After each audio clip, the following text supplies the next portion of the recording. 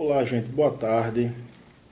Nós vamos iniciar mais uma reflexão desta feita, Evangelho de Mateus, capítulo 5, e versículo 20, que diz o seguinte: Com efeito, eu vos asseguro que se a vossa justiça não ultrapassar a dos escribas e a dos fariseus, não entrareis no reino dos céus.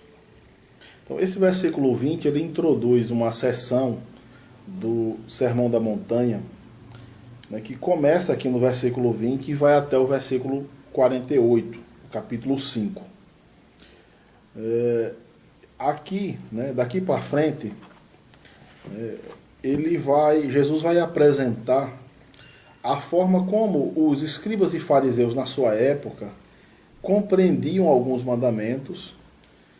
E depois Jesus vai apresentar a maneira que ele entende como correta de se compreender ou de se interpretar esses mandamentos. O versículo 21, por exemplo, nós encontramos: Ouvistes o que foi dito aos antigos, não matarás. Aquele que matar terá que responder no tribunal. Então, este ouvistes o que foi dito introduz a interpretação vigente da época de Jesus, realizada pelos escribas e fariseus. Então, neste caso, no mandamento de não matar, os fariseus entendiam que só consistia quebra do mandamento, por exemplo, o assassinato, né? O matar literalmente.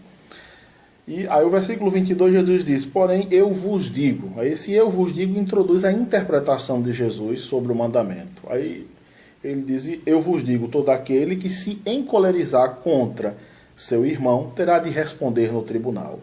Aquele que chamar seu irmão cretino estará sujeito ao julgamento do sinédrio. Aquele que lhe chamar renegado terá de responder no guiena de fogo. Então, em outras palavras, Jesus está dizendo: olha, a quebra do mandamento de não matarás vai muito além do ato literal de assassinar, de tirar literalmente a vida, e ele se amplia para qualquer ato que traga prejuízo a outra pessoa, né? Que diminua a dignidade enquanto de ser humano dessa pessoa. Então, como ofendê-la, como tratá-la ou colocá-la em condições subhumanas, e por aí vai. Mas eu quero chamar a atenção, ainda dentro dessa sessão, para o que é dito por Jesus a partir do versículo 43, do 43 até o versículo 48.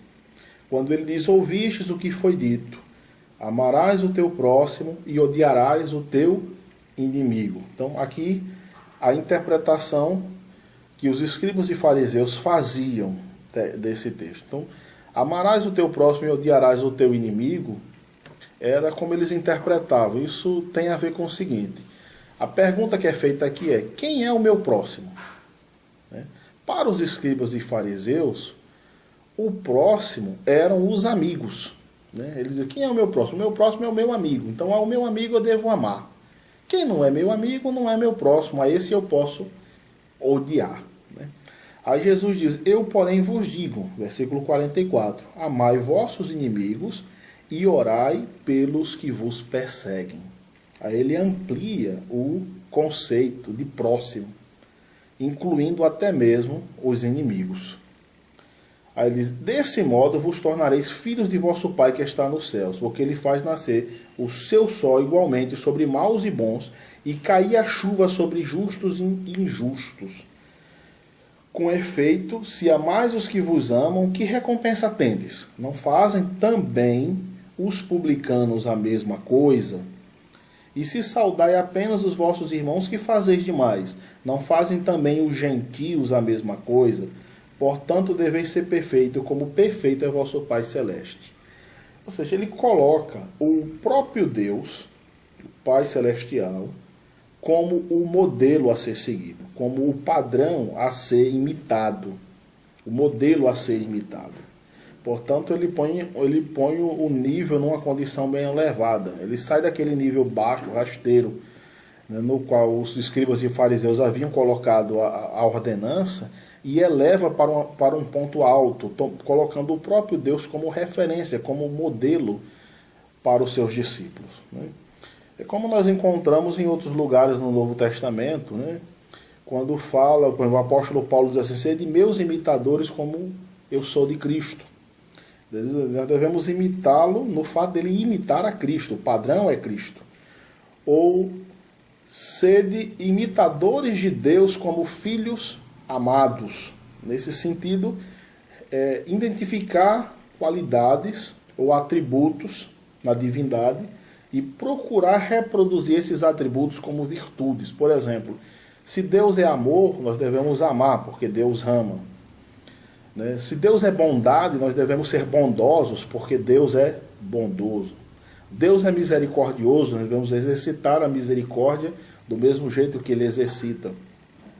Então, nesse sentido, a compreensão de santidade é muito mais em termos positivos, em termos de virtudes que devemos cultivar, do que em termos negativos, ou seja, em relação a coisas que devemos deixar de praticar. Né? Nos dias de hoje, a concepção de santidade está muito relacionada a proibições, a coisas que não devemos fazer, ao que é proibido ser feito. E as pessoas se esquecem daquilo que precisa ser praticado no sentido de virtudes que precisam ser cultivadas. E as virtudes nesse sentido é reconhecer atributos ou qualidades em Deus e tentar reproduzir essas qualidades, essas características, tais como misericórdia, amor, paciência, bondade, e aí vai. Então, em termos positivos, ser santo é buscar moldar o caráter o mais próximo possível do caráter de Cristo ou de seu Pai, de Deus o Pai. E nesse caso aqui, no tocante aos inimigos, ele está dizendo que é preciso amar os inimigos e orar pelos perseguidores. Veja que isso daqui é colocado como uma meta, como um alvo a ser perseguido. Significa que nem sempre nós vamos conseguir fazer isso. Então, e por não conseguirmos fazer isso, porque às vezes há momentos em que nós devemos amar, mas na realidade nós odiamos. Aí o que é que fazemos? Nós desenvolvemos um comportamento hipócrita, porque no contexto no qual vivemos, principalmente dentro das instituições religiosas, é esperado um determinado comportamento das pessoas. Então nós passamos a nos comportar como as pessoas esperam que nós nos comportemos. Então nós odiamos, mas fingimos que não odiamos. Fingimos que amamos. E não é isso que está sendo dito aqui. Você precisa agir com honestidade. Você pode dizer, olha, de fato, eu odeio. Mas eu sei que não posso fazer isso. Eu devo suplicar graça ao Pai Celestial para que Ele remova do meu coração esse sentimento e me dê a capacidade de amar o meu inimigo. Mas não é negando aquilo que se sente que se vai fazer isso. Então isso aqui é um padrão elevado, né? Porque isso tem a ver com o exercício da graça. Veja que ele diz, olha, deste modo vos tornareis filho do vosso Pai que está nos céus, porque Ele faz nascer o seu sol igualmente sobre os maus e bons, e cair a chuva sobre justos e injustos. Ele diz, olha, eu beneficio com bênçãos temporais, sol, chuva, a semente que produz o alimento, tanto aqueles que me obedecem, aqueles que me honram, como aqueles que me ofendem. Então, é nesse sentido que Deus deve ser imitado no trato com os inimigos. Mesmo aqueles que não merecem a benevolência, são tratados com benevolência. Mas nós nem sempre conseguimos agir dessa maneira. Nosso desejo é dar o troco, devolver na mesma moeda.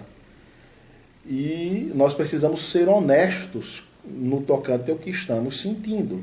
Dizer, eu quero devolver na mesma moeda. É isso que eu sinto. Mas eu peço a Deus força, grandeza, a capacidade de negar o que eu estou sentindo, ou de vencer o que eu estou sentindo, para ter a capacidade de amar os meus ofensores, os meus perseguidores, os meus inimigos. Então é nesse sentido, honestidade. honestidade, em compreender que isso é uma meta e agir com honestidade, falar a verdade sobre aquilo que realmente está sentindo, sobre aquilo que realmente está vivenciando. Então, o ensino não é finja que ama o seu inimigo. Não. É amai os vossos inimigos e orai pelos que vos perseguem. Mas se você não ama e não ora pelos seus perseguidores, não finja que você faz isso. Seja honesto. Diga que ainda não tem esta capacidade, mas que você está buscando isso. Que você está lutando até atingir esta meta. Então, que Deus te abençoe e que aproveite para fazer a sua inscrição no canal, compartilhe com seus amigos, com seus conhecidos. Um abraço para você.